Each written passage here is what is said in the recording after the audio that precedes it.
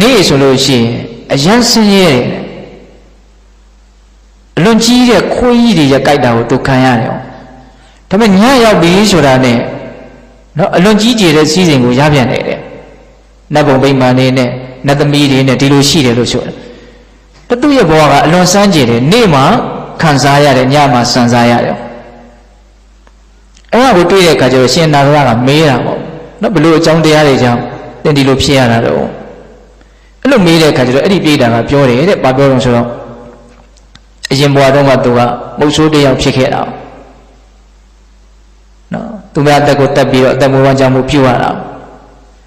အဲ့ဒါကိုသူနဲ့အလွန်ခင်မင်ရင်းနှီးတဲ့မိတ်ဆွေတငယ်ချင်းရှိတယ်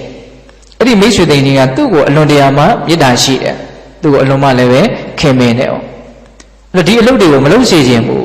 ဒါပေမဲ့လို့သူကလည်းပဲဘယ်လိုမှတားလို့မရဘူးတငယ်ချင်းကတော့အမြဲတမ်းတားမလုပ်နဲ့ဒီအလုပ်တွေဘလို့မှတားလို့မရတဲ့ခါကျတော့ဘလို့ပြောတော့ဆိုတော့ gain အဲ့လိုကွယ်အဲ့လိုဆိုလို့ရှိရင်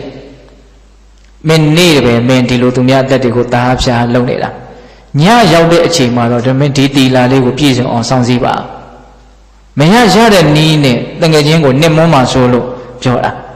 အဲ့ဒါဟိုကတကယ်ကိုစိတ်စေနာကောင်းကောင်းနဲ့စိတ်ပါလက်ပါပြောတယ်ဆိုတော့ကြာတော့လည်းပဲသူက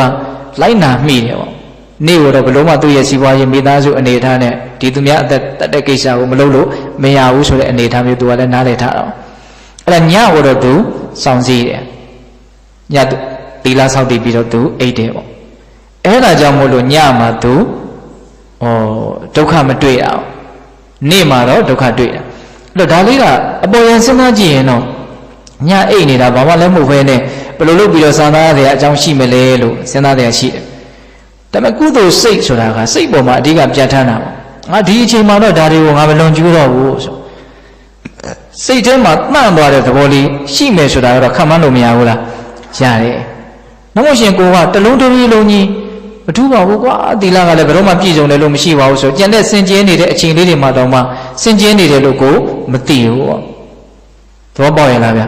အေးဒါကြောင့်အဲ့ဒါမျိုးလေးတွေကိုကိုကအလေးနဲ့ထားပြီးတော့ဒါသီလကိုကတကယ်လို့အလေးနဲ့ထားမယ်ဆိုလို့ရှိရင်ဒါလူတိုင်းအတွက်ကတော့မဆိုလို့ပေါ့နော်တချို့ကြတော့ဘလို့မှသီလ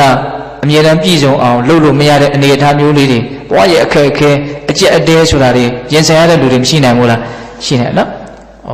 တတ္တဝါတွေအနေနဲ့ပြောမယ်ဆိုလို့ရှိရင်ကြောင်လေးတွေဖြစ်လာသလိုမျိုးကြားတွေဖြစ်လာသလိုမျိုးသူများအသက်တက်မစားရင်သူတို့ဝမ်းကြီးကဘယ်နဲ့လောက်တော့စဉ်းစားကြည့်နော်အဲ့လိုမျိုးပဲလူတွေထဲမှာလည်းပဲတချို့ကဘဝကံကဒီထဲမှာပြစ်ချလိုက်တယ်သူ့ရဲ့အသိဉာဏ်ကလည်းဒီပတ်ဝန်းကျင်ကပေးတဲ့အသိဉာဏ်လောက်ပဲရှိတယ်ဟုတ်လားအဲ့လိုဆိုရင်သူဘာလုပ်တော့ဆိုဒီလိုသီလပျက်စီးတာကိုကစားသူ့ရဲ့နေမှုထိုင်မှုပုံစံကြီးဖြစ်နေတယ်ကဲအလွန်တနာစရာမကောင်းဘူးလားအဲ့လိုလူမျိုးတွေအတွက်ဒါကရည်ရွယ်ပြီးတော့ဦးဇင်းတို့ပြောတာအောင်တော့မရတဲ့အချိန်လေးမှာကုတ်တက်ပြီးတော့ပိုင်းဖြတ်ပြီးတော့သီလကိုစောင့်တည်နိုင်မယ်ဆိုရင်အဲ့ဒီလောက်အနေအထားလေးလောက်လုပ်နိုင်မယ်ဆိုရင်အဲ့ဒါနဲ့တန်တဲ့အကျိုးရလဒ်ကိုတော့ခံစားရအောင်ပါဟုတ်တယ်မဟုတ်လား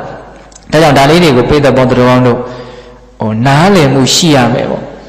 အဲ့လိုဆိုလို့ရှိရင်ကိုကကျန်တဲ့အချိန်တွေမှာပါနော်သီလနဲ့ပြည့်စုံတဲ့အနေအထားကိုတဖြည်းဖြည်းနဲ့ရှောက်မသွားနိုင်ဘူးလားရှောက်သွားနိုင်တယ်ဒါကြောင့်ကိုချင်းသီလကိုအရေးကြီးတယ်ဆိုတဲ့အမြင်မျိုးဒါကဦးဇင်းတို့